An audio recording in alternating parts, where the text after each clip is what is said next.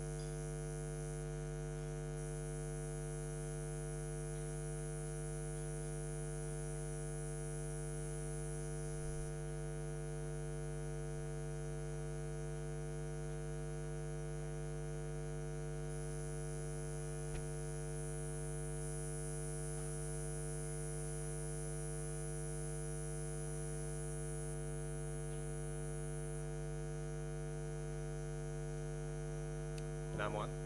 Namwan? Stephanie, they're saying the audio is a bit weird for the Facebook Live. I don't know what audio they're talking about.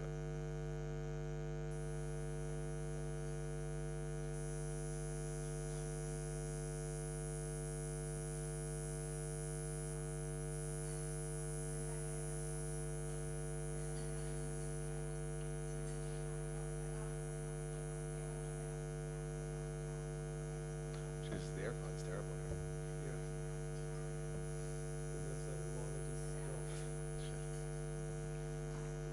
So it looks like because the water drops, they had to turn some of the conditioners on. Yeah.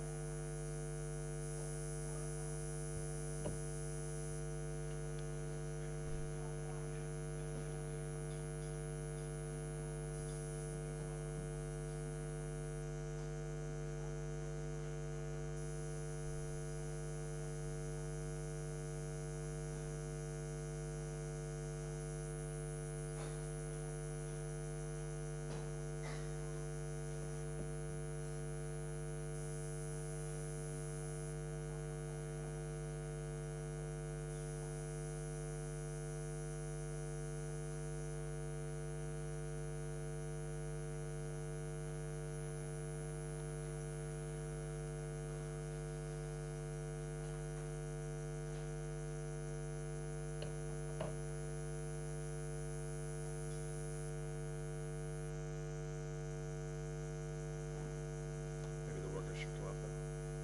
They can come up now. Yeah.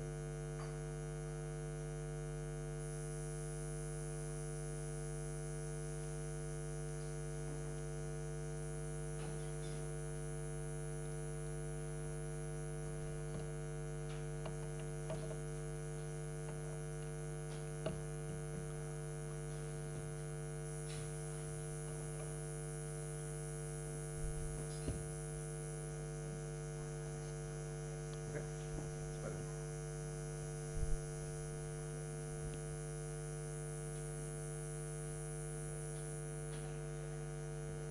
One minute.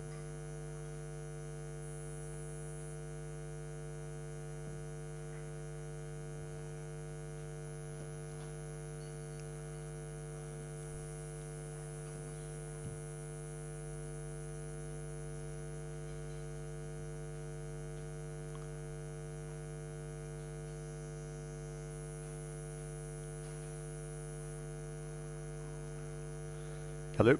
Okay, thank you, everyone. Welcome to an important press conference concerning a vitally crucial garment case, wage theft case, garment settlement case here in Thailand, involving multinational brands, involving recalcitrant factory owners, and that's affected almost 1,000 garment workers here. We're honored also by the people who are joining on Facebook Live, and this is essentially the kickoff to a public campaign, and today we're joined by two former workers from Body Fashion, Jadaran Garek and Prasit Gupitak.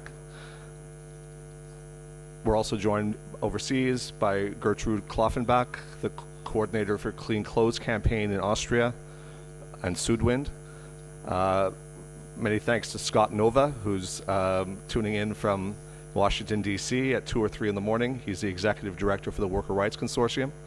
And we'll hear from Johnson Young, who is the International Urgent Appeal Coordinator for the Clean Clothes campaign. I'll just briefly outline why this is urgent and what we're talking about, and then turn it over to the workers. Wage theft and severance theft are nothing unusual in the garment industry. It's an industry that capitalizes and seeks out jurisdictions where the rule of law is weak and where workers are so vulnerable that they'll feel compelled to work under almost any conditions.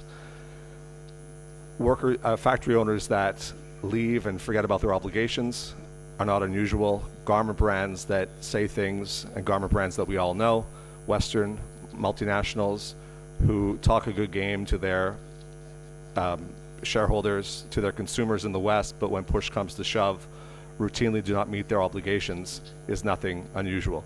What sets this case apart is not so much that the amount owed is enormous. We are talking about just under 1,000 workers and $7.6 million US that are owed to these workers. This is not a number that we are coming up with. This is a number that has been calculated by the Thai government and upheld in numerous Thai labor court decisions. Again, speaking to the impunity of the global garment industry and factory owners here in Thailand and around the world, frankly, but on this case specifically, not only have legal obligations been forgotten, labor court decisions ordering the severance to be paid over a number of years have been ignored, and importantly, the international brands that sourced from this company, namely Victoria's Secret, Triumph International, a Swiss company, Lane Bryant, an American company, have done nothing to meet their obligations. But importantly, I want to highlight Huber, a prominent Austrian brand, and that is why our friends are joining us from Austria, because what also sets this case apart, not only because of the enormous amount that is owed to workers, $7.6 million US, is the fact that what rather uniquely, the owner of the factory is also the CEO of Huber, the Austrian brand. Throughout the global garment industry, brands will routinely claim the legal fiction that they would like to help workers, but really they are not the owners of the factory. They are simply consumers of the product who cannot do much.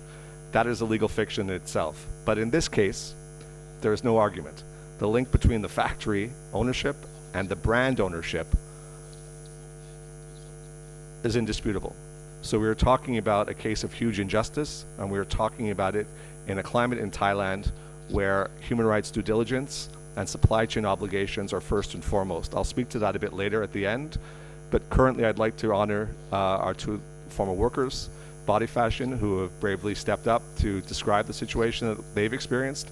We are joined by other workers in the audience today, but just to give you a sense of what we're dealing with here, both of these workers, in terms of wages that have been denied them, in terms of severances that have been denied them, in terms of bonuses that have been denied them, is the equivalent of 10 years' wages. They have been waiting 5 years on the factory ownership and the brands to pay up, and now we are launching a public campaign to ensure that that takes place. So without further ado, I'll turn it over to the worker.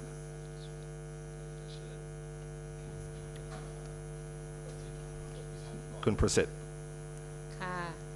เรานางสาวประสิทธิ์เกิดพิทักษ์อดีตพนักงาน Body Fashion ไม้เปิดครับ sorry ไม้โอเคก็คุณชื่อประสิทธิ์เกิดพิทักษ์นะครับsorry ประสิทธิ์เกิดพิทักษ์ former Body Fashion workers เราท ทำงานกับ Body Fashion มา 22 ปี Work for Body Fashion for 22 years. แล้วถูกเลิกจ้างเมื่อปี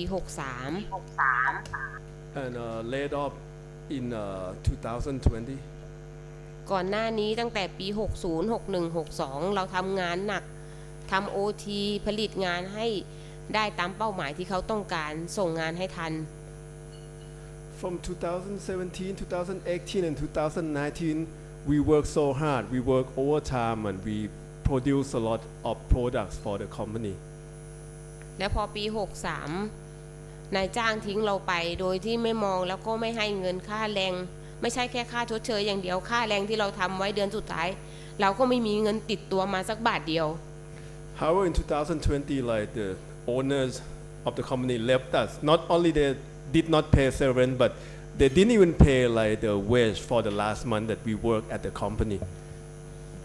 เราอยากถามนายจ้างว่าเราผลิตงานให้มาตั้ง 22 ปี เราได้อะไรจากนายจ้างบ้างนอกจากโดนทิ้ง So like want to ask the employer that 22 years of like hard work, what do I get left for me except that they just threw me away, no, like I mean nothing.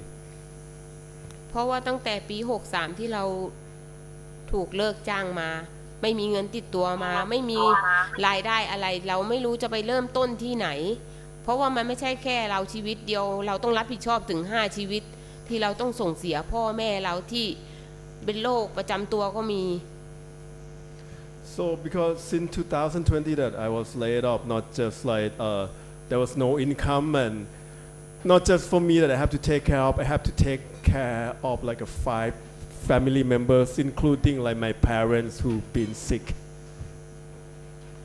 เราอยากได้รับความช่วยเหลือจากนายจ้างทั้งที่เราก็ผลิตงาน Hoover vs Triumph แต่เราก็ไม่ได้รับความช่วยเหลืออะไรจากใครเลย So I want to ask like not only the employers but also the brand like Hoover, VS or Victoria's Secret and Triumph that's like to look at me and like to help me. หลังจากที่เราตกงานมาเราก็ไม่รู้จะไปเริ่มต้นชีวิตที่ไหนเพราะเราไม่มีทุนและอีกอย่างหนึ่งตอนที่เราโดนเลิกจ้างอายุเราก็43แล้วซึ่งมันไปไหนไม่ได้มันไม่มีงานทำเราต้องเป็นหนี้เพิ่มเพื่อจะหาเงินมาให้ลูกหลานพ่อแม่เรากินใช้ So like because like I was laid off when I was 43 years old, which means I was too old to start like a new job. Like nobody would hire me, and there was no job. And then I have to like find money to like support not only me but also like my family members. จากที่เราเคยดูแลพ่อแม่ลูกหลานได้เงินเดือนมาเราดูแลเขาได้กับเราต้องให้เขาดูแลเราแทนต้องกินเงินเดือนคนแก่เดือนละ600เพื่อจะมาจุนเจือครอบครัวแทน So like before I used to be the one who took care of the family, and now I have to ask my children or my parents to take care of me, and I only get paid only small like amount from like government support monthly, very small like 600 baht. That's barely enough. สุดท้ายแล้วจากที่เราต้องอยู่ดูแลพ่อแม่เราก็ต้องเข้ากรุงเทพมาหางานทำปัจจุบันเราก็ทำอยู่ก่อสร้างซึ่งมันได้เงินแค่400บาทจากกู้หนี้ยืมสินใน5ปีเรามีเพิ่มหนี้มาแล้วเราก็ได้รายจ่ายเพิ่มขึ้นทั้งที่รายรับเราอ่ะมันไม่มีเพิ่มแล้วมันลดลงเรามีแต่หนี้เพิ่มขึ้นตอนนี้ So I had to come to Bangkok to get a new job, which is the construction job, which is hard and it's very low pay, only 400 baht a day, and then I have less and less money. However, like more and more debt every day. แล้วอยากให้นายจ้างเราอ่ะกลับมาดูแลพวกเรากลับมาดูความลำบากของพวกเราให้มันสมกับที่เราเคยทุ่มเททำงานให้เขา So I like my employer to come and to look at me and to treat me like as I deserve, that as I used to work so hard for them. ตอนนี้เราลำบากมากๆเลยเพราะว่าบางเดือนน่ะก็ต้องยอมให้เขาตัดน้ำตัดไฟทั้งที่พ่อแม่อยู่ในบ้านแต่ไม่มีไฟน้ำใช้ ทั้งที่เรารู้อยู่แก่ใจว่าพ่อแม่ไม่มีเงินแต่เราก็ไม่มีปัญญาที่จะไปหาเงินที่ไหนมาให้เขา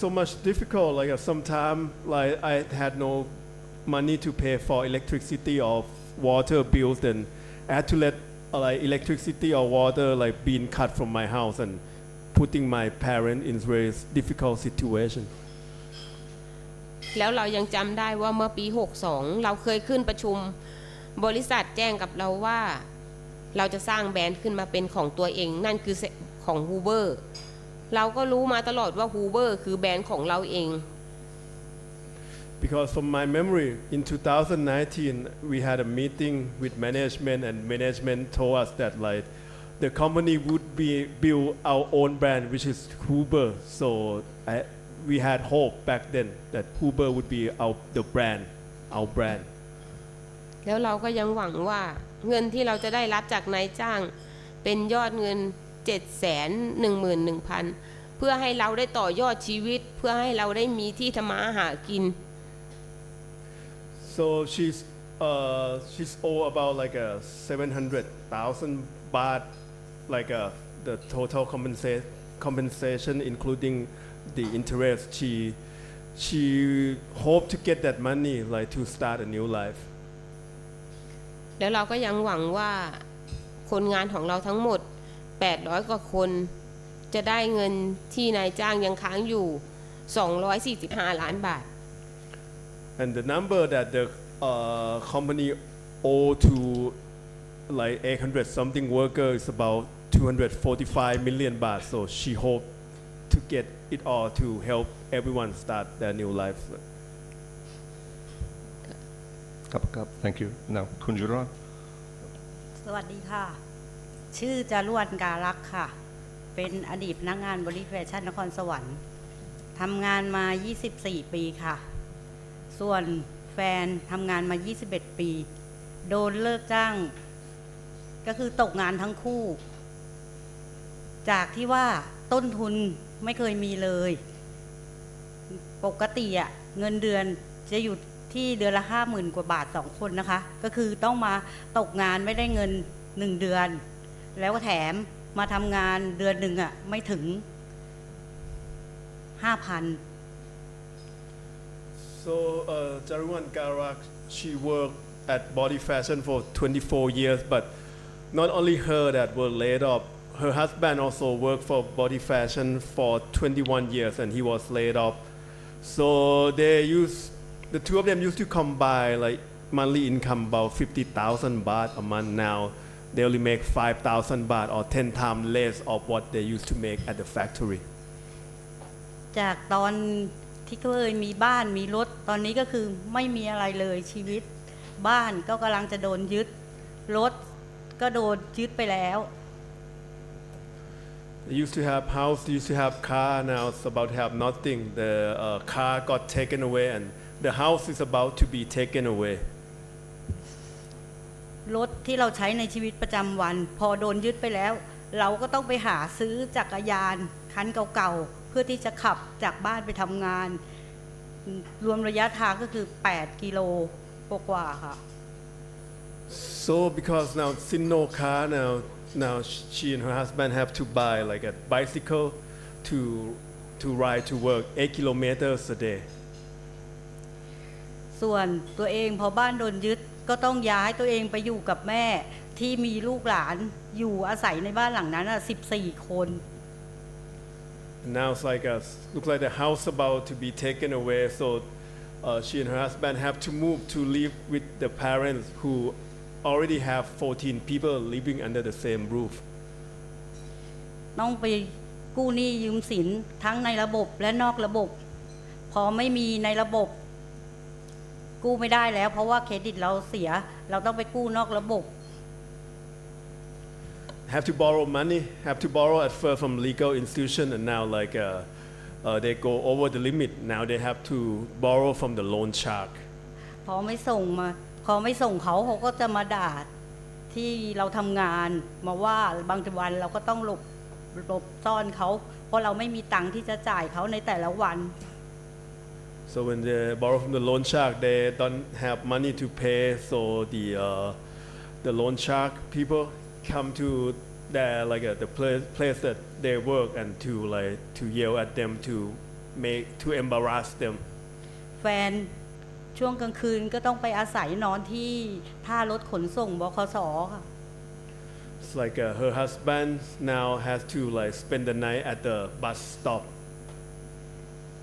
วันไหนทำงานไม่ได้ไม่มีข้าวกินเช้าแฟนก็ขับมาแต่เช้าเพื่อจะไปขอข้าวที่พาเขาบิณฑบาตตอนเช้าอะค่ะเพื่อไปกิน Any day that they don't make money, her husband has to ask money from temple from the monk.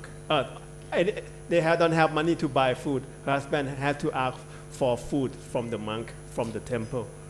ส่วนลูกเข้าเรียนมหาลัยก็คือโดนคัดชื่อออกก่อนสอบทั้ง2 เทอมซ้อน Her kid now in college but had to leave the college for 2 semesters because they have no money to pay for the kids tuition.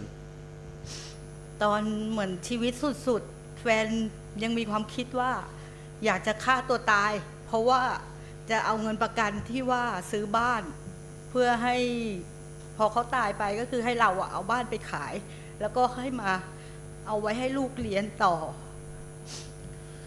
Like her husband at one point was thinking of suicide to get insurance money and also to so they can sell the house so use that money to pay for the kids education. ทุกวันนี้ทำงานก็คือเหมือนต้องเก็บตังค์ไว้ให้ลูกบางวันลูกก็อดแต่ก็คือจะบอกลูกว่าเดี๋ยวถ้าแม่ได้เงินแม่จะโอนตังค์ไปให้นะคะ So now I have to save money because sometimes the kid doesn't have anything to eat and now what they can only tell the kid it's just when I get the compensation money then we have money for you. ค่ะก็คืออยากจะบอกว่าที่ความทุ่มเทของที่เราทำงานให้ฮูเบอร์ VS แล้วก็ไทอัมเนี่ยคุณตอบแทนเราอย่างนี้เหรอคะทำให้ชีวิตคนที่เคยมีกินมีใช้มาถึงขั้นคือตกต่ำไม่มีอะไรเลยในชีวิตแทบจะหมดตัว So to ask the company also the brand Huber, VS Victoria's Secret and Triumph this is how you repay the worker who worked so hard for you that now you leave them to the point of having nothing. ค่ะขอบคุณค่ะ So thank you. Thank you, Kunjurawan. And again, these 2 workers are not an anomaly. We're talking of virtually 1,000 workers, many of whom have worked for well over a decade and have been left with nothing.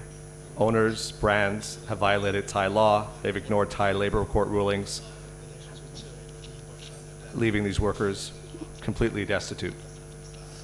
We'll hear from Gertrude Klaffenbach now, the coordinator for Clean Clothes Campaign Austria, and of Sudwin, the Austrian human rights group. She'll speak specifically to Huber, one of the largest brands in Austria, about actions that have taken place in Austria and her dealings and attempts to reach them to make sure that they live up to their accountability. Gertrude, please. Thank you. Can you hear me? Yes. Yeah, okay, thank you. Thank you, Dave, and thank you for the two ladies for this breathtaking testimony. Now, when we go to the situation in Austria, here for a long time, Huber, one of the largest Austrian underwear companies, has been commonly known as a traditional family business in Austria. Since 15 years, however, Huber Holding is finally owned by Banger Brands in Hong Kong, and the owner of Banger Brands is Mr. Robert Ng, as we know him here, but commonly also known as Ng Man Chung. He serves as CEO in Huber Holdings, in both Huber Holding Limited, but also a Huber Holding shareholder company. In addition to that, Huber has been a buyer from Body Fashion Thailand over many years. And under the umbrella of Huber Holding, the brands Huber, Bodywear, Skiny, Hanro, and Hom are widely distributed in Europe, inter alia in Germany, France, Italy, Switzerland, and especially, of course, in Austria. Südwind got involved in the case in summer 2023 and investigated the Huber Holding shareholder companies, but also the limited companies. And we also collected information about the subsidiaries inter alia, the Huber brands like Hanro, Skiny, and mentioned already. We found that in contrast to the family business image, Huber nowadays is a network of subsidiaries, shops, and clients in Europe, Asia, and USA. Südwind Austria attempted to contact Huber and Mr. Ng in September 2023 for the first time. We wrote letters and also tried to catch them on the phone. When both ways remained unanswered, we went public with a press release and the report of Workers' Rights Consortium in December 2023.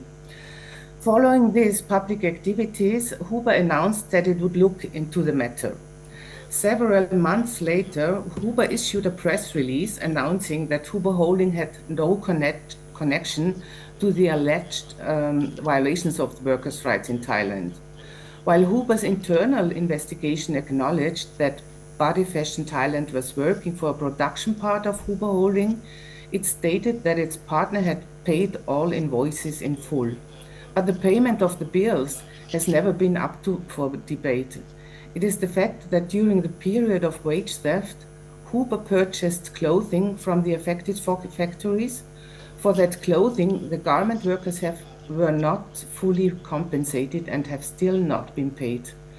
At the time of wage theft, Huber Holding was a customer of the factory, and instead of distancing itself from the case, it rather should take responsibility and ensure that the workers are paid in full, without any further delay.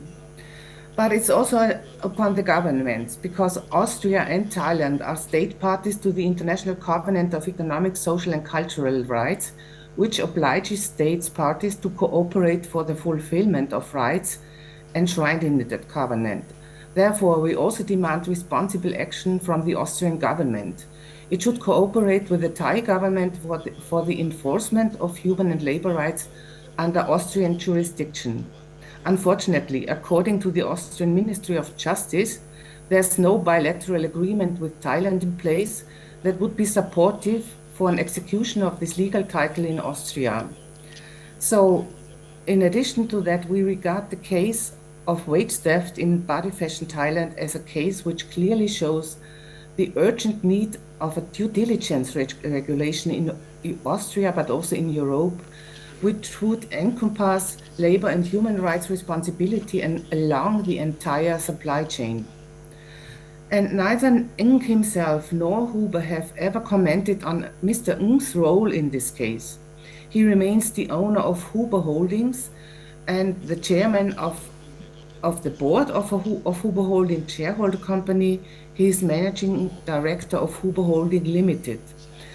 From the annual reports, we have learned that the company is profitable since 2022, but considerable shares of profits were transferred to the owner instead of paying the outstanding severance and wages that were owed to the workers. In July this year, we contacted also clients of Huber brands to inform them on the outstanding debts. We consider Huber brands as the first-tier suppliers to retailers in Austria, and they should also act responsibly and intervene for the immediate payments of debts. We were told that responses from Huber to the retailers indicate that Robert Ng, as one of the signatories, still seems to be involved in business operations of the company. We think it is appalling that Huber company management and its supervisory board neither take any responsibility nor draw any consequences for Mr. Ng from this wage theft. The fact that the factory owner could afford to pay doesn't mean that other brands sourcing from Body Fashion before 2022 would be less responsible to pay.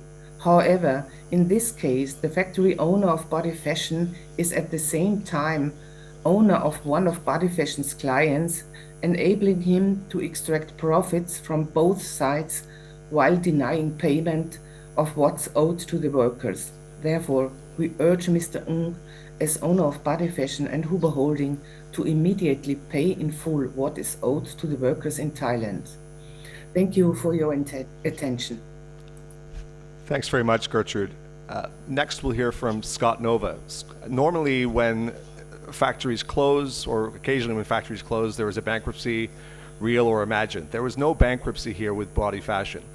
The owner, both as Gertrude alluded to, as his capacity as CEO of Huber Holdings, is well capable of paying what he legally owes, $7.6 million. But Scott will also speak to a much vaster corporate empire beyond Huber Holdings, and also the relationships with other brands and partners who are currently supporting Huber and his other business interests, reaping millions and millions in profits, while he leaves 1,000 workers here in Thailand destitute. Scott? Thanks, David. And I appreciate your raising such an important point about the unique nature of this case. As you said, the problem of mass theft of workers' legally mandated severance is a relatively common one in the global apparel industry. But this case in many ways is unique. Usually, in a case where a factory is closed without paying workers a legally mandated severance, the owner of the factory is bankrupt. There are no resources available for that owner to pay the debts. Or, if not bankrupt, that owner has disappeared and can't be found. Or the owner is no longer involved in the apparel industry and therefore is not subject to influence by any business partners in the industry, can't be compelled to pay the workers. None of those are true in this case. We have a factory owner who is well-resourced, who, as Gertrude has outlined, owns a number of companies. We've looked into his global business network. It involves literally hundreds of corporations. There's no question that he is fully capable financially of paying these workers. And indeed, he has never claimed that financial incapacity is a reason for his failure to pay them. Secondly, he is very much around. He is active. He is hiding in plain sight, Mr. Eng. And most importantly, he is still an active participant, an active player in the global apparel industry. As an owner of brands that are sold by retailers, not just in Austria and Germany, but around the world, and as a supplier of garments through a large network of factories he owns in China, in Sri Lanka, in Hungary, a supplier of garments to well-known apparel brands and retailers. And I want to mention a number of the brands and retailers globally who are active business partners of Mr. Eng. And it's very important to bear in mind, none of these companies, to our knowledge, has made any effort to urge Mr. Eng, much less convince him, to pay the millions of dollars he legally owes to his former employees at Body Fashion. They partner with him. They enable him to continue to operate profitably while ignoring his responsibilities in Thailand, and therefore they bear responsibility. We are talking here about an industry, the global apparel industry, in which virtually every brand and retailer claims to care about the rights of workers in their global supply chains. They all have codes of conduct that commit them to act responsibly with respect to the rights of garment workers. It should not be possible to steal millions of dollars from workers in one country and still operate profitably globally and enjoy the benefit of partnerships with prominent brands and retailers that claim to care about the rights of workers. Unfortunately, this case shows that it very much is possible. And what makes it possible is the irresponsible behavior of the brands and retailers in question. Not just Victoria's Secret and Lane Bryant and Triumph, which were buyers from Body Fashion at the time it closed, bear direct responsibility and have taken no action to assist the workers, but the brands and retailers that to this day, as we speak, are partners, business partners of Robert Eng and enable his continued refusal to pay the workers. For example, Robert Eng's factories supply Abercrombie & Fitch, Marks & Spencer, and Next. Prominent brands active globally in the United States, the UK, and beyond. All three of those brands continue to buy clothing from Mr. Eng's factories to profit from that relationship and to do nothing to hold Mr. Eng accountable for his thievery from the workers in Thailand. Then there is a set of retailers globally, prominent retailers who sell Mr. Eng's clothing, who sell the brands, Huber, Hanro, Tom, Skiny, Gossard. Amazon is a prominent retailer of Mr. Eng's products. Walmart is another prominent retailer of Mr. Eng's products. Macy's is a prominent retailer of Mr. Ng's products. I'm mentioning 6 brands and retailers. There are others. If any of these brands and retailers made it clear to Mr. Ng that the business relationship that he enjoys with them depends upon his settling of his debts in Thailand, his correction of the labor rights violations he committed there, he would pay. Because the value of those ongoing relationships with his customers, with his business partners, is far greater than the money he is saving by refusing to pay the former workers of Body Fashion. So the question of whether or not the workers of Body Fashion will be paid the money they legally earned and are legally owed depends entirely on whether prominent brands and retailers, from Victoria's Secret to Abercrombie and Fitch to Next to Marks and Spencer to Amazon to Walmart to Macy's, choose to act responsibly by holding Robert Ng accountable. If they do, he will pay. David, thank you.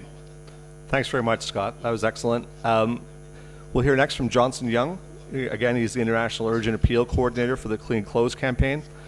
We've spoken a lot about Huber, and again, the factory closure, the obligations to meet the financial commitments to workers, the $7.6 million is primarily with the factory owner, who doubles up as the CEO for Huber, one of the sourcing brands. But they are not the only brand that was sourcing from that factory. We've alluded to Victoria's Secret, Triumph, and Lane Bryant. Johnson will speak to actions that are taking place throughout Europe, the complicity of these brands, and the need for brands to absolutely meet their commitments before exiting the factories, especially in a situation like this, which is one of clear-cut illegality, ignoring Thai domestic labor court rulings, orders by the government, and leaving 1,000 workers not just with nothing, but nothing on the table when $7.6 million is owed. Johnson, please. Thank you, Dave.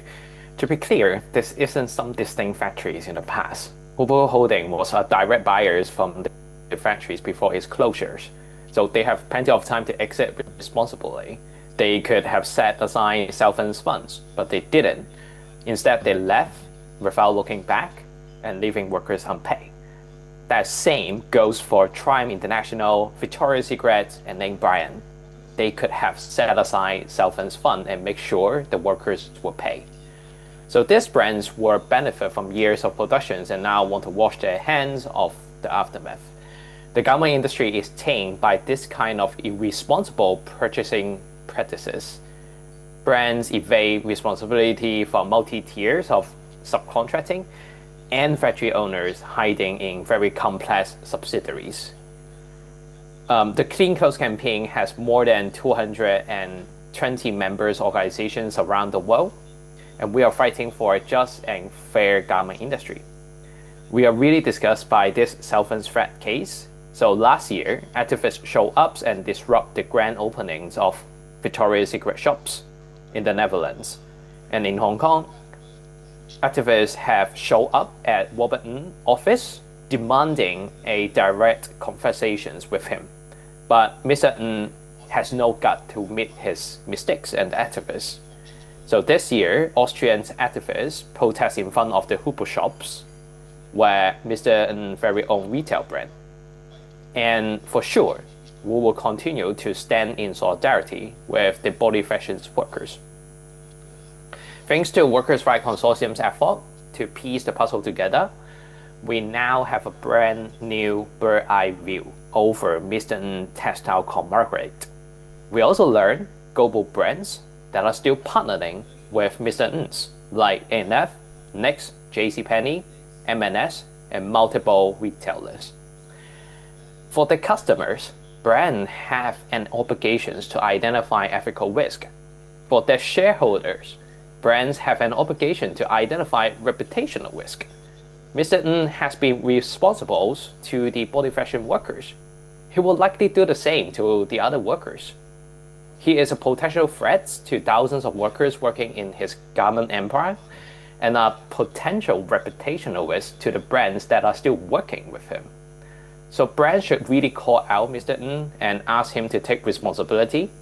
And for brands who brush Body Fashion workers away and leave them behind, we are coming for you.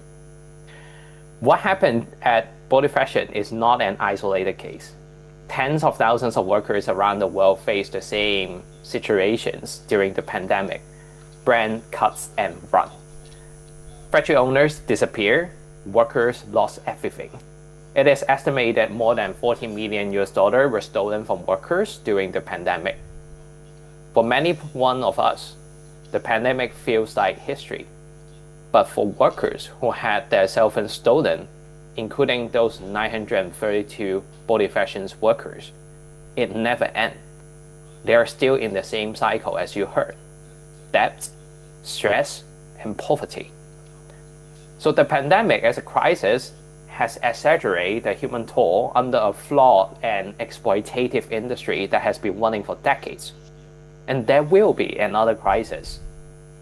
The other crisis will be climate crisis, trade war, automation, and these factors are going to disrupt and displace millions of jobs in the garment industry.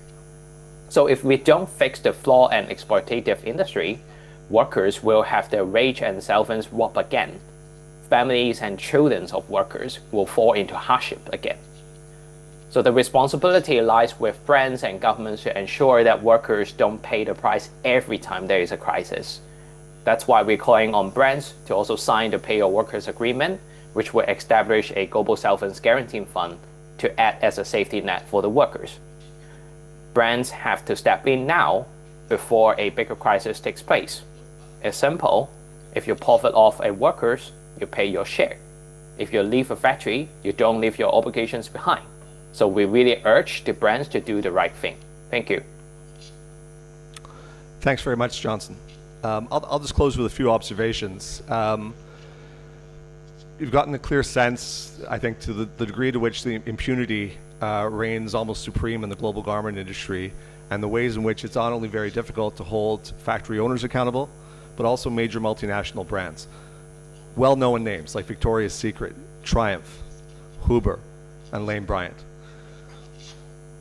We are not dealing with a case of pure advocacy here. This is impunity that speaks to ignoring clear-cut Thai labor court rulings, clear-cut Thai government rulings. The amounts we are talking about, the $7.6 million, is in fact based on Thai law. Taking the compendium, the cumulative awards of Thai labor courts, the original decisions, these almost 1,000 body fashion workers, 90% of whom are women workers, were owed roughly $5 million. Under Thai law, every year that the factory owner is not in compliance with the Thai court ruling, 15% of the original award is added in interest to that penalty. And that is why 5 years later, after the illegal shutdown of the factory, these workers are now owed $7.6 million. Are we hopeful about success in this case? Yes, we are, because in some ways it's propitious that this has happened in Thailand. 3 years ago, Thailand was the site of one of the largest, and at the time the largest, wage theft victory for workers in a factory called Brilliant Alliance Thailand. At the time, $8.3 million were paid to workers, largely by Victoria's Secret once again. And there are links between these two factories, but we can get into that in further commentary. The point I'd like to make, though, is that was the result of advocacy. Many of the groups who are speaking to you today were involved in that settlement. And why is advocacy necessary? Because if these sorts of illegalities and degree of impunity would never be tolerated in a commercial to commercial relationship, if businesses were stealing $7.6 million from other businesses, if governments were stealing $7.6 million from businesses, if businesses were avoiding their obligations to governments or jurisdictions to the tune of $7.6 million, it would not require advocacy. There are clear-cut legal obligations, dispute settlement mechanisms, and penalties for not complying. It's only in this context, the supply chain context, trade unions impoverish workers to factory owners and multinationals, that there is no real way currently to attain justice without international advocacy campaigns, publicity campaigns, etc. And why is that? It's because of the floodgates argument, because so many brands, so many factories are reaping millions and millions and millions of dollars off the backs of impoverished workers with impunity and not meeting their obligations, cutting their obligations, shutting down factories illegally. But in Thailand's case, not only has it been the site of recent supply chain victories, but we are now in the process of Thailand negotiating with the European Union on an upcoming free trade agreement.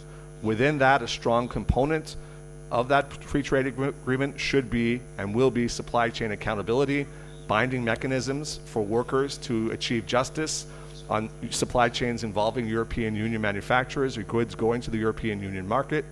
Thailand is also, to their credit, enacting the first due diligence law to hold supply chains accountable, the first domestic law of its kind in the region. And so all of these things, we are hopeful, will bring binding mechanisms where factory owners, regardless of the industry, but specifically in the garment industry, and multinationals will feel fear and feel the legal culpability that so far they've been able to elude. And so you've heard from a number of people today. Most powerfully, you've heard from the workers who are experiencing this tragedy in a real life sense. This is the kickoff of what will be an international campaign. As Scott and others alluded to, we are not asking for justice, we are demanding justice. And there are various levers of power, whether that's the Thai government, governments in Europe, particularly the Austrian government, brands that continue to work with Mr. Ng, and international campaigners writ large. Victory will be achieved. It's a scandal that has taken 5 years, but this is a kickoff. We thank you for joining us today. We'd like to open it up for any questions, and those of you who are tuning in on Facebook Live, we'll try to make the system work. It may be a bit complicated, but we have people monitoring any questions that might come in. For media who are here and who are listening online, a press advisory has gone out. A subsequent press release will go out later on today, and with contacts available from each organization, and we will be happy to answer your questions going forward. And rest assured, this is, as I said, the beginning of something that may take a while, but that ultimately will achieve justice for workers. So thank you very much for attending today. And we open the floor to any questions people might have.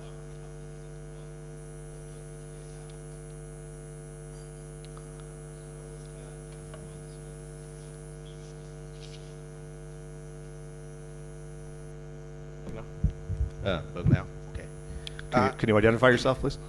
My name's Phil Robertson. I'm the director of the Asia Human Rights and Labor Advocates. My understanding is that you have, I think, at least 2 court judgments where this money has to be paid to the workers. So my question is, what is the Ministry of Labor doing? Where is the Ministry of Labor? Where's the minister himself? Why isn't he standing up for workers on these issues? Yeah, well, I guess that would be a question that'd be best directed to the Thai government and the Ministry of Labor specifically, but I take your point. What's been clear is that these rulings are lined up quite clearly, and the amounts in question are quite clear, not just for the amounts writ large, but for individual workers. These are not figures we're pulling out of the sky. The obligations, first and foremost, are to the factory to pay what has been ordered.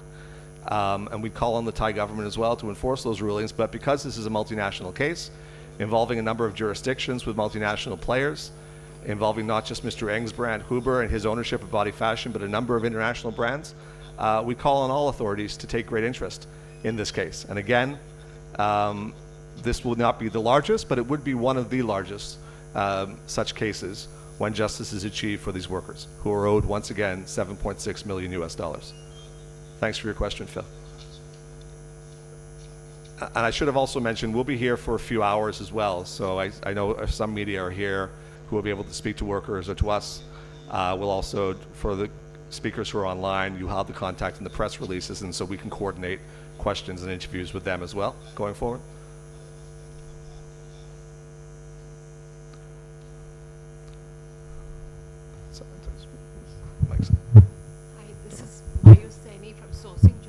Sorry, I'm not sure the mic's on. Can you hear me? Can you hear me now? I can, yeah, thanks. Hi, this is Mayu Saini from Sourcing Journal. I had a question. Is Thailand doing much more in terms of protecting workers in the garment factories than the other countries in the ASEAN region? And with the trade war, second part, with the trade wars happening, do you expect the situation to be much worse in general for workers in this in the garment industry?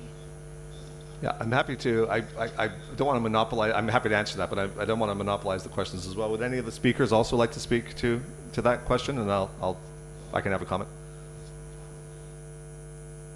David, why don't you speak to the specifics about the Thai government, and I'd be happy to comment on the likely impact of trade issues on this issue going forward. Sure. I mean, again, and I say this, I try to say this respectfully, that the garment industry, as you know, from the Sourcing Journal, seeks out jurisdictions primarily and very deliberately where there are serious rule of law issues and where poverty is quite common. That's what they capitalize on. And Thai workers are no different from any other workers in the global garment supply chain in that regard. Thailand has a ways to go in terms of amendments to its Labor Relations Act, Labor Protections Act, protections for workers. On paper, and I emphasize on paper, there are some promising elements of Thai labor law, and that's why, in one sense, the settlement here is so large, because in theory, and we will make sure it's in practice, but in theory, these 15% annual additions to penalties on recalcitrant owners, factory owners, and by implication brands grow and make, and that's a form of justice as well. I would speak more promisingly to the pressure points that are underway currently, and I'm referring to the European Union Thai Free Trade Agreement. I'm referring to Thailand's upcoming application to the OECD, both of which will put more binding obligations on monitoring supply chains, on reforming domestic labor laws, bringing it into compliance with international legal mechanisms and international labor law requirements. So that's very promising on that side. And I'd also say that civil society and trade unions in particular should take particular interest in the domestic due diligence law, which is currently underway in terms of drafting and receiving feedback from civil society and others. It will be the first of its kind in Asia, and again, could and should be a crucial tool to enforce what is the missing component in terms of international human rights law and international labor law, namely the ability for workers and unions to seek justice up the supply chain. So Scott, I'll turn it over to you for the tariffs aspect of that. Yes, it's an important question, and one of the reasons why it's so vital that justice be achieved in this case. The increase in tariffs, very substantial increase on a global scale, is likely to increase price pressure on garment producers. It's likely to result in the reduction of the overall volume of garment production, and it's likely to result in some cases to brands shifting production between geographies. All of those dynamics are going to increase the incidence of factory closures and the incidence of cases in which factories close and do not pay legally mandated severance. And those cases will arise, and the central question in each of those cases, and in this one, is will workers be paid the money they legally earned? If the brands and retailers, as well as the factory owners, are able to get away in cases like this one with non-payment, that makes it that much more difficult to ensure compliance in the future. Conversely, if Mr. Ang can be forced to pay the workers in Thailand, if the brands and retailers involved in this case can be forced to hold him accountable, then that reinforces a precedent set in prior cases like Brilliant Alliances that there won't be impunity in these cases. That not just the factory owners, but the brand and retail partners of the factory owners, the customers, the partners, will be held accountable. Thank you. Thanks. Hi, I was just wondering what you think we should do at the consumer level to put pressure on these companies just put pressure on these companies for paying what these people deserve. Sure, and I think probably colleagues from Clean Clothes Campaign and perhaps Scott are well placed to address that as well. But Johnson, would you like to speak to that? Yeah, I can start first. Brands need to hear voices of consumers. So a simple move by sending a letter or posting a questions on brand social media would means a lot, because brands do care about their reputational risk, and their primary constituencies are either the consumers and shareholders. So signing petitions for the body fashions workers, urging the brands to sign your pay of workers agreement. As you know, brands have been spending millions of dollars on marketing research to get to know what their customers are thinking. And if you tell them that paying the workers, being responsible is what you expect to the brands, that would really help shape the norms of the industry. Thank you. Gertrude, did you want to add to that, or Scott? Yeah, maybe I just can join in because we have here reactions from customers going public in December 2023. There were quite some reactions from consumers as well, and when we asked them to write to Huber, they really received responses. It was rather general responses, but I think it's really to keep this level of attention also rather high not only for the consumers, but the consumers addressing the company is really, really important and be it only to show that there's interest also from the consumer side that workers are paid and they are buying underwear that is really fully with its full value, to say. Yeah. Thank you. Yeah. ครับผมแนะนำของประธานรองประธานสหพันธ์สิ่งทอนะครับก็มีคำถามอยู่คำถามหนึ่งครับว่าในกรณีที่ลูกจ้างเนี่ยถูกกระทำเนี่ยสามารถช่วยกดดันยังไงได้บ้างนะครับเพราะว่าในลูกจ้างเนี่ยประมาณ1,000 กว่าคนนะครับแล้วก็ทางสหพันธ์สิ่งทอเนี่ยจะสามารถช่วยกดดันกับทางต่างประเทศในส่วนไหนได้บ้างนะครับก็อยากจะเป็นส่วนหนึ่งในการช่วยกดดันทางแบรนด์ด้วยครับ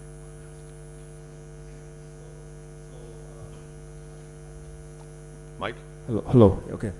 So, Thanapong, the Vice President of Textile Worker Federation of Thailand, to question what should we do when there's violation happen with the workers? That's the first question. And Textile Worker Federation at the Labor Federation for Textile and Garment Worker in Thailand, what role should they play, especially in the international level, like to help with this case? Would anyone like to speak to that? I can speak to it afterward. Yeah, go ahead, and I can supplement. Sure. I mean, in terms of what was the first question was. Right. Right. I mean, as you know, as involved in the textile industry yourself, violations are the norm, not the anomaly. And so it's always crucial to push back, to make sure that legal cases are filed. But there is an international network here. The industry itself is governed by very corrupt, egregious international supply chains and international actors. There's equally an international trade union community, as you know, and an international worker rights community who are represented here to great effect. And so the more pressure, the more prominence, and the more involvement from groups around the world that can be brought to bear on small matters and large matters is crucial, because the supply chain itself is global, it's largely illegal, and so it requires an international response. I'll stop there, but others, Johnson, Scott, Gertrude? Yeah, so in cases like this, documentations is very important. I think that's the first steps, right? Documenting which brands are sourcing from the factory, having a proper documentations to prove like who is the buyer, that will really help in building a case, especially in a very complex subcontracting structure. Unlike the body fashion case, the body fashion case is quite unique in the sense that the perpetrators and the brands were directly owning and sourcing from the factory were also owners of the factories. But in a lot of cases, having that documentation neat and clear, it will really helps the workers in finding who is the duty bearer. And then, like Dave said, leveraging international allies, industrials, unions would help amplifying the voices and put pressures on the brands. And I also want to bring in another dimension, which is the resiliencies to the workers.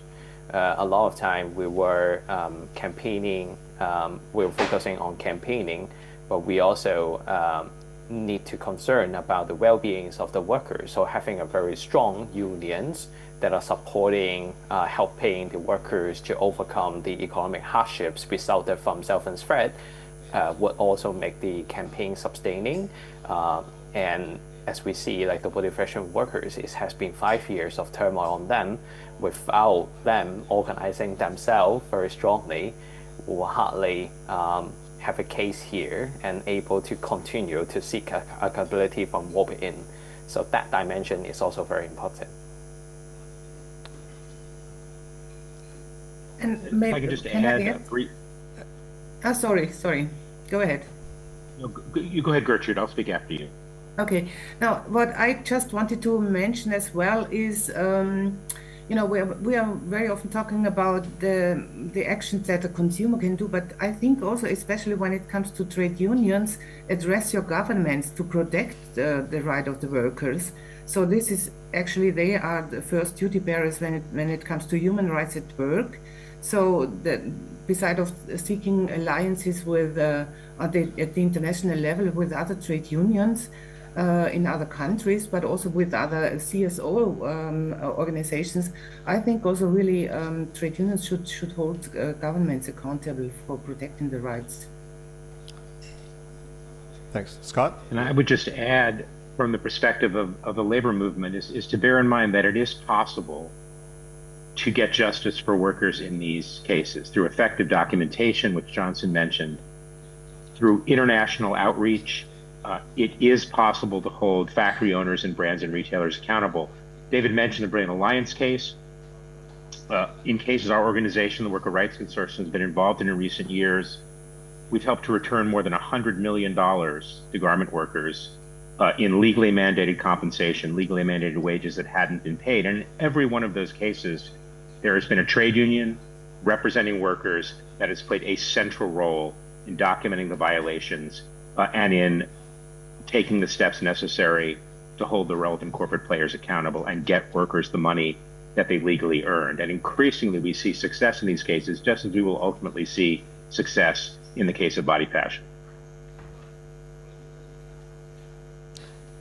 Thanks, Scott. We have a follow-up question from online from Anna from Labour Behind the Label UK.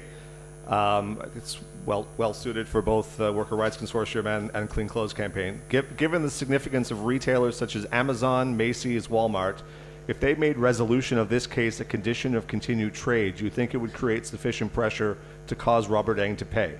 Is it also a requirement that if Robert Eng does not pay, that they nonetheless ensure the workers are made whole? So, should I go first?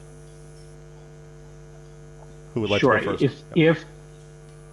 If Robert Eng's business partners, including his retail partners like Amazon and Macy's and Walmart, made it a condition of continued business relations that he pay the workers in Thailand, it would take about 15 minutes to get Mr. Eng to pay the workers in Thailand. There's no question that would happen.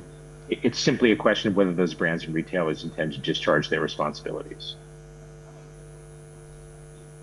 Yeah, I agree. And selling product that comes from severance threat against the body fashion worker is just unethical.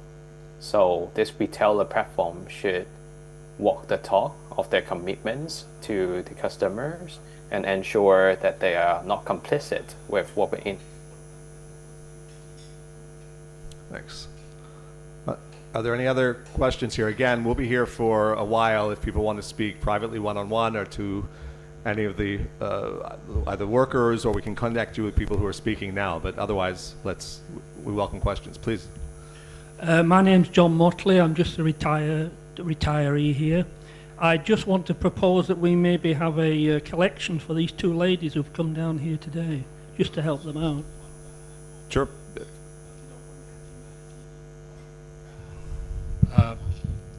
เท่าที่ได้ติดตามเคสปิดโรงงานของบริษัทไทอัมเนี่ยนะฮะประการแรกเนี่ยไทอัมเป็นเจ้าของบริษัท Body Fashion นะครับแล้วต่อมาก็ประกาศว่าได้โอนกิจการมาให้ฮิวเบอร์โดยนายโรเบิร์ตเองพูดยาวไปเลยหรือว่าไงพี่สมยศพูดอังกฤษไหมพี่พูดอังกฤษเลยฮะ เดี๋ยวผมล่ามให้ According to my information following this case the international Triumph is the real owner of the body fashion.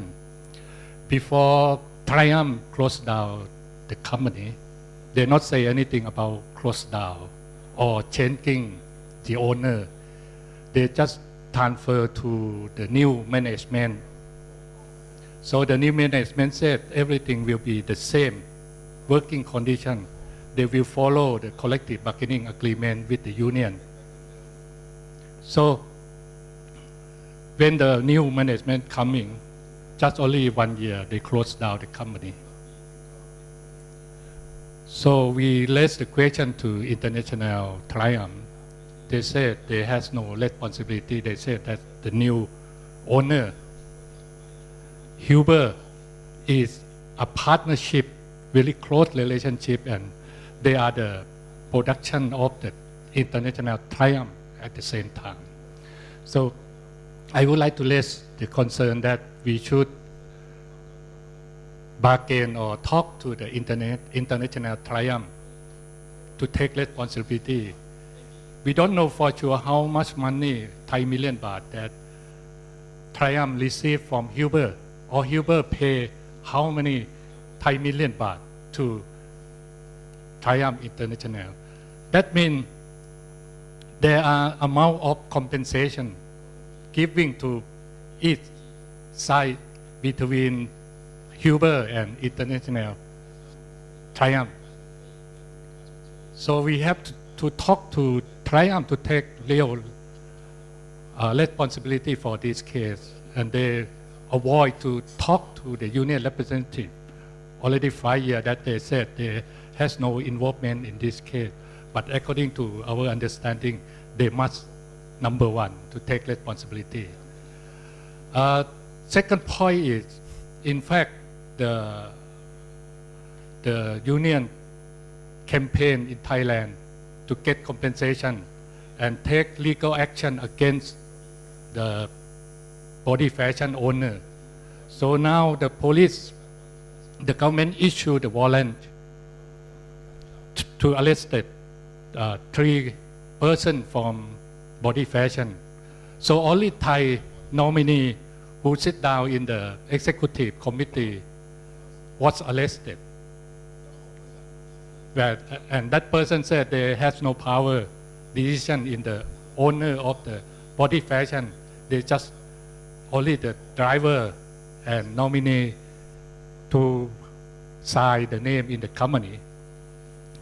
That means another 2 persons, I forget the name, but they are the Hong Kong citizen.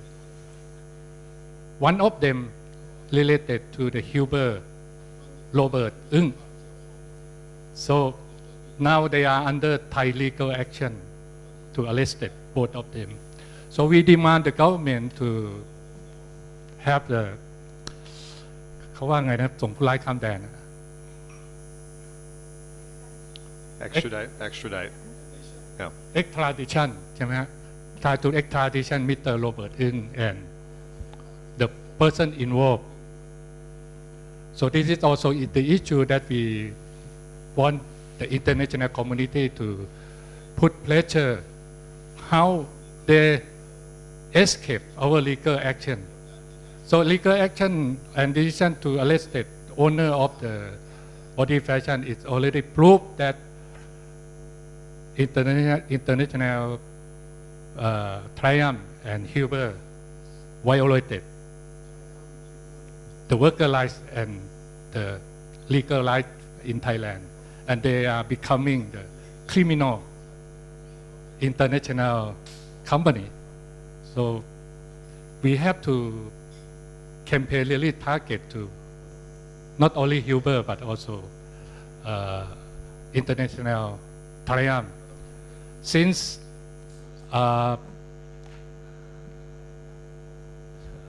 Victoria's Secret already said they pay some amount according to our friend Peter Dev said that after solidarity campaign following up and try to campaign to help workers to gain compensation. Victoria's Secret already pay some amount, some group, but not cover everyone. No. So now we are trying to have covering to worker in Nakhon Sawan, in Samut Prakan, so that we can finish the case permanently. Okay. So thank you very much Thanks. for the international campaign. Okay, Thank thanks. you. I'm not sure if others have comments. I just want to clarify a few things, and we probably should have addressed the communications with the brand so far. Why have we emphasized Huber here? Because the CEO of Huber is also the owner of Body Fashion. With him lies primary responsibility. But all of the brands we've mentioned, Victoria's Secret, Lane Bryant, Triumph, in addition to Huber, were all sourcing from the factory in the last year of operations before the illegal shutdown in 2020. In terms of communications, each brand has been reached out to. No official commitments in terms of actual payments have been made by any brands, but some have been more receptive, let us say, to the idea of being responsible than others. Triumph International, for example, a Swiss brand, give the impression that because they were no longer technically producing at the very last days of the company's existence, that they bear no responsibility. This is very much a contradiction of what they tell their consumers and their shareholders. And our position is, frankly, that Triumph while all those brands were significantly present in the company, Triumph were there for an enormously long time. In fact, Triumph originally owned the factory and sold it to Mr. Eng in 2016. The reason why these severances are so large is that another anomaly of this case is that normally the average, let us say, professional life of a garment worker, because of how arduous the work is and how difficult it is and how difficult the conditions are, is 5 to 10 years. In this case, this factory, in its various iterations, was in existence for well over 20 years. Some workers caught up in this severance case worked in the factory for 20 years. And so whether Triumph International, for example, were present in the very last months of the operation, they reaped millions and millions and millions of dollars off these workers' work for decades. The severance accrued, the $7.6 million that is owed, was accrued largely during the time that Triumph International both owned the factory and sourced from the factory. And the same goes for Victoria's Secret, who had high degree of presence in the factory.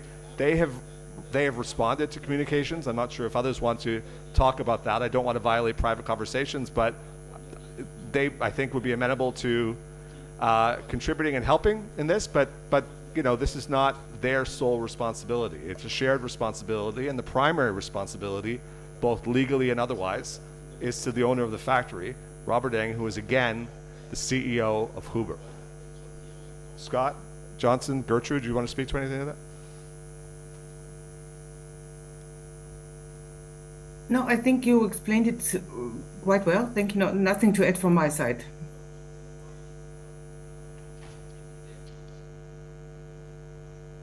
Okay. Anyone else?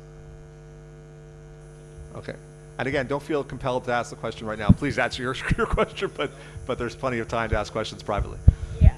Okay, it's better. I'm Jiranut. I work for the Constitutional Advocacy Alliance. And first, I would like to thank to Kun Prasit and Kun Jaruwan for sharing their story. And I think it's very heartbroken when you heard that the people who work for more than 20 years and suddenly went kind of like a bankrupt or lost everything. This is very, very bad, and I think the world needs to know about this more. However, I also wonder about the situation because the factory, the company closed down for 5 years. And from what I know, the experience of the Body Fashion, they try to undermine the union all the time, many times. When you are the union leader, you will be like get some kind of persecution or even the prosecution or the file the lawsuits again to undermine the union leaders in the past. So I just curious that what the current situation after like the 5 years, how the former workers can get together or not, because they still need to come as a group to fighting, to asking for the thing to pay back to their work. So This is probably maybe I ask คุณประสิทธิ์ and คุณจารุวรรณอยากจะรู้สถานการณ์เกี่ยวกับเรื่องหลังจากที่คือในแง่ของสหภาพอะค่ะคือการรวมตัวของคนงานเพราะว่ามันผ่านมา5 ปีมันมีปัญหาหรืออะไรยังไงบ้าง On the other hand I also hear about the protection like a informal like a there are some suggestion what kind like a union can do is like a to be documentation I think that is a good example but I don't know how they can do that thing or not or any kind of support for the former workers that they can like unite and fight together because after 5 years I don't know everyone probably it's difficult thank you Thanks.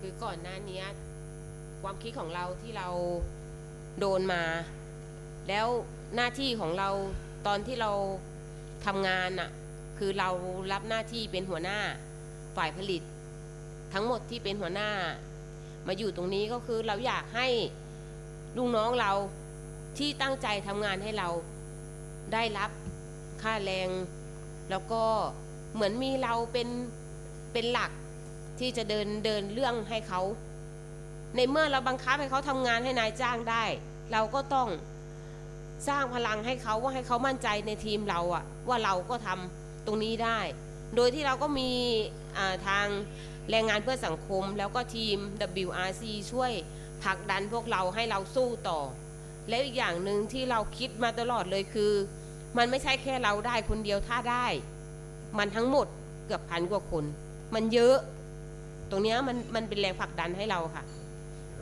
โอเคไหมไมโครโฟนก็เดี๋ยวนิดนึงก็คือแล้วก็ทีมที่ทำคดีให้ก็คือฝ่ายกฎหมายสมานฉันท์แรงงานไทยใช่ค่ะก็คือพี่พรนารายณ์นะที่นั่งอยู่ตรงนี้โอเค ใช่ค่ะ so yes like because like when I work at the factory I was a supervisor in production and so I fought for my people since I was with the factory and now like it came to my thought that like back then I sometimes like we work for the company but now after the layoff it's my time to work for my people that work so hard for the company and giving shout out to like the Labor for Society group แรงงานเพื่อสังคม and WRC and also like the lawyer that's the case also sit here Mr. Pornarai that for helping and to make this happen and now it's like she feel that she bear responsibility for almost thousands of people that laid off not just for herself. Thanks. Okay. Any other questions from people in the audience or online?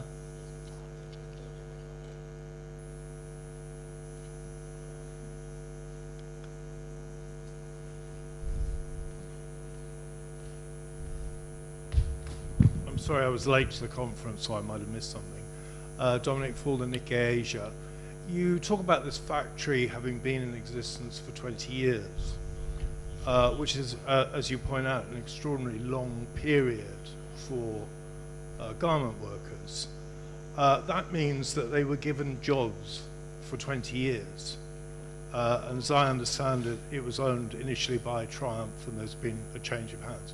So my question to you is there any evidence that Triumph hasn't met its own obligations from that period? Has it not paid its bills in this current dispute? It's the new owner that has caused the problem, but Triumph has moved on. Is that correct? Others, Scott and those from CCC, please pipe in. All I would say is in a strict legal sense, the primary obligation belongs to the last owner of the factory, who was Robert Eng, and who was also the CEO of Huber. That being said, in these types of cases, to my mind, brands that continue to source from the factory, Triumph no longer own the factory, but they continue to source from the factory after the sale. So in terms of severance that's owed, but they have no financial obligations continuing to the company. They've sold it, they've moved on. they've paid all their bills. Your gripe is that they are still sourcing from this man who has a very obviously bad record. Is that correct? Well, my gripe is that workers have gone unpaid. Sorry, gripe's a very bad word. Right. I mean, sorry, I take that That's back. fine. Yeah. So to the tune of $7.6 million. But again, with all of these cases, we've said the primary obligation, the legal obligation, that's something the labor courts of Thailand and the government of Thailand have called on the owner of the factory, Body we Fashion, get to that, pay. but we're talking about the strategy that you're employing. The strategy that we're employing, the strategy that we're people. employing is to seek the compensation, and the compensation, the responsibility for the compensation lies to various extents with all these players, including Triumph. The Triumph as a company, did they own the factory at the time of the closure? No. Were they sourcing from the factory during the last year? Yes. Yeah. And this is a short. And they paid their bills. They paid their bills. They paid their salaries while they were owning the factory, but they. And they paid all the bills that were owed to that factory. Do you work for? You work for Nikkei or you work for Triumph? Sorry, I work for Nikkei. Yeah, I'm sure. And I'm asking you questions Yeah, to try I've answered the question. get some balance into this very interesting, difficult case. Because if you're trying to get a resolution by putting pressure on people reputationally, it opens a whole can of worms. And you can see why lawyers would advise against coming to a settlement or their clients getting involved in a dispute like that, because it could lead in so many different directions. I'm not saying it's a good or bad thing, I'm just saying that's a reality in the world. It's a reality in the world, and this is what we alluded to earlier. It's a shortcoming of the global garment industry in the sense that the primary drivers of most conditions in factories are the brands sourcing from the factories to a greater or lesser extent.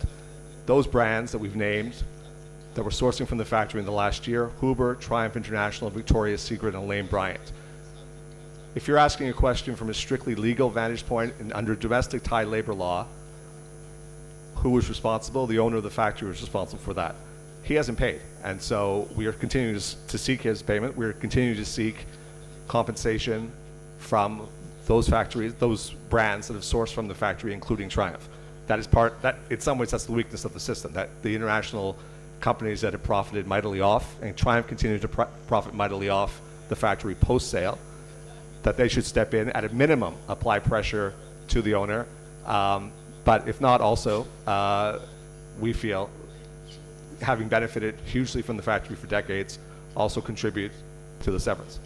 Anyway, you can see, the point I'm making is one can see why people who are sourcing from the factory would be reluctant to get publicly involved in a debate like that. Yeah. They're much more likely, in my opinion, Yeah. to say that these are people we don't want to deal with, so there'll be no future contracts, they'll drift away, but it won't get the settlement that's needed for these workers. Well, David, could I speak to this as well, please? Scott, go ahead, yeah.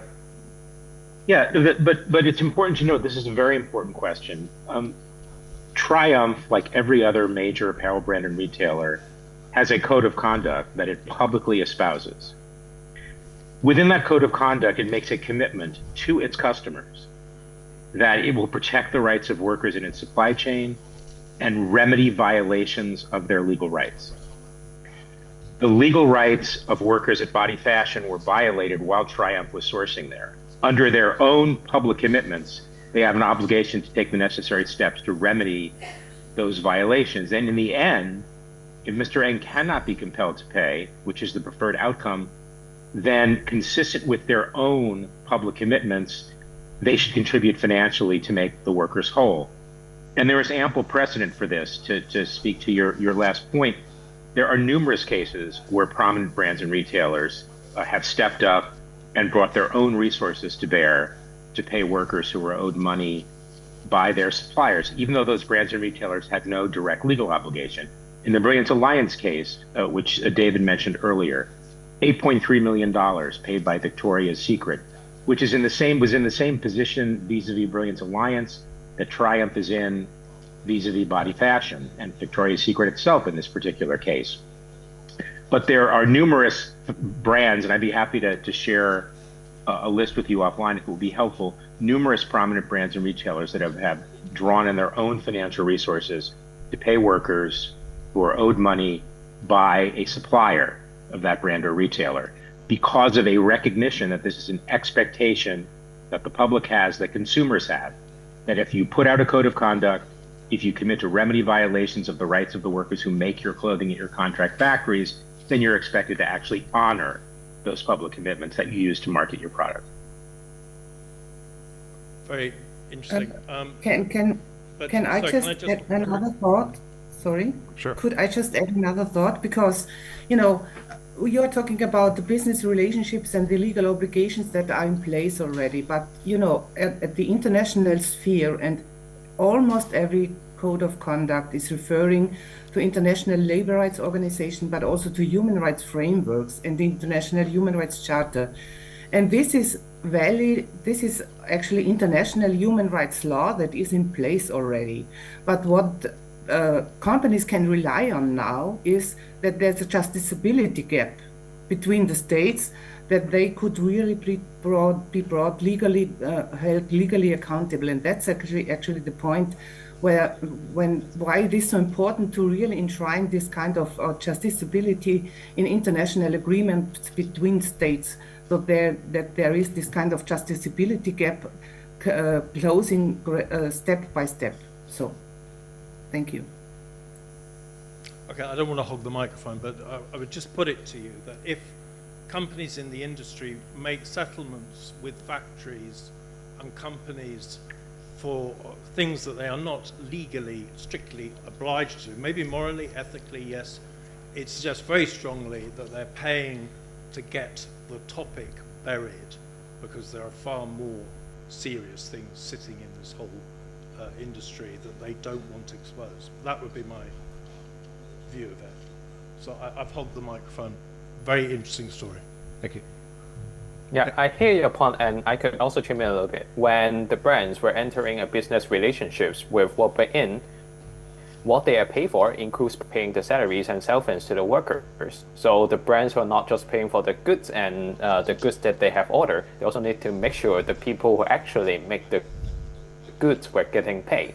So in a way, you can say Bryant actually flew the workers and also the brands, and that makes brands they need to hold Robert accountable. And like Scott and also Greta said, it is in the international human rights law and also in the code of conduct that the brands have been committed to pay the workers to make sure that the producers of the products were properly compensated. So I would argue the responsibilities of the brands has not ended. They are still there.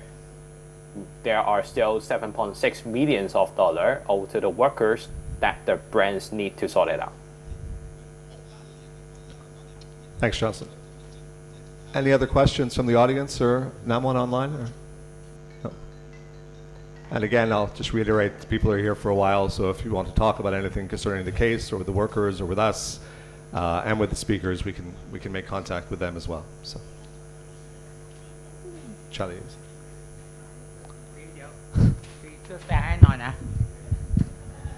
ผมชาลีร้อยสูงครับเป็นที่ปรึกษาของสสรท.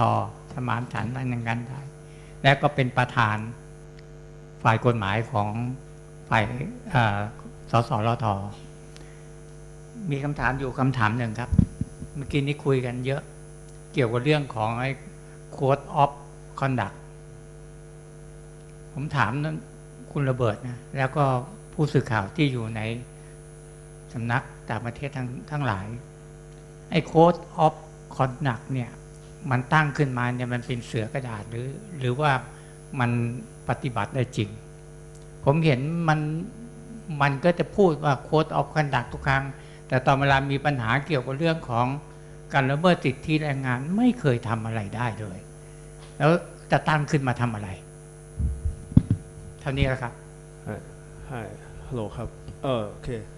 Charlie Loy Soong, advisor of Thai Labor Solidarity Confederation, and also now the head of TRC Legal Department. Just like to ask the journalists and also Dev that you mentioned code of conduct. Do you think code of conduct is just the paper tiger, because he sees lots of code of conduct? What he doesn't see is the code of conduct that actually can be implemented into real action.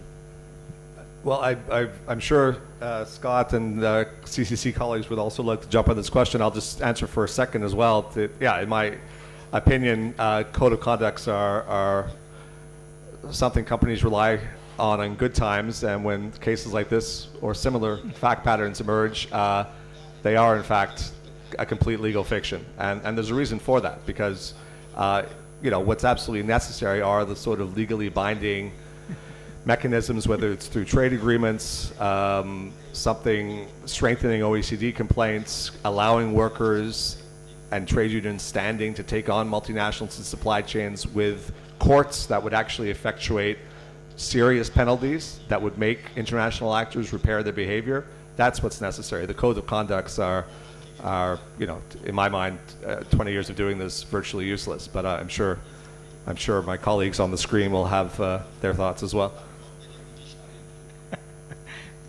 ก็ขอบคุณครับเพราะว่าสุดท้ายก็คือเราไม่สามารถจะพึ่งพาในส่วนขององค์กรที่ตั้งขึ้นมาในระดับสากลได้เท่านี้แล้วครับขอบคุณมากครับ Yeah, thank you. That's clear that we cannot rely on code of conduct or just international organizations. Yeah, I think Dave here sums it well.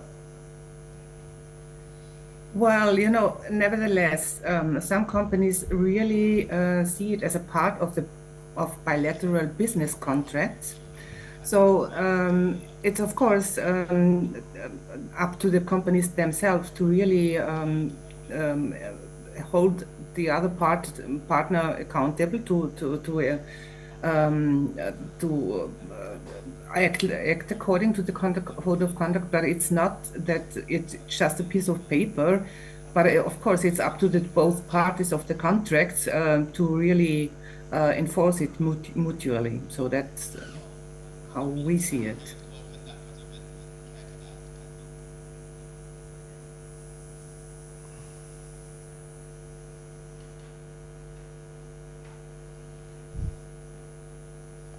Anyone else like to speak to codes of conduct?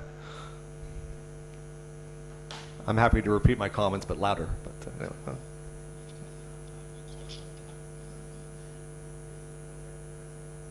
Okay.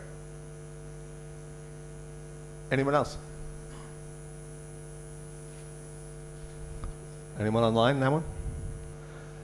Okay, well, thank you very much, and thank you to our guests, and I'll single out Mr. Nova, who it's 4 or 5 a.m. now, who's been up diligently all night, but most importantly, I'll single out the workers who joined us, and we make our commitment as the Solidarity Center, but I'm sure I speak on behalf of the WRC and the Clean Clothes Campaign, that this is simply the beginning.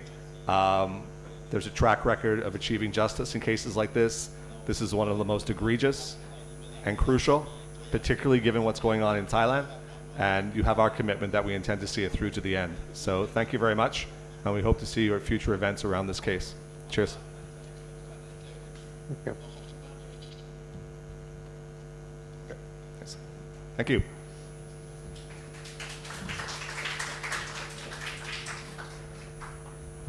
Sorry, could we? Can I just suggest again we have a collection for these two ladies? Sure, absolutely. I don't know who can organise it. I'll speak with you in a second.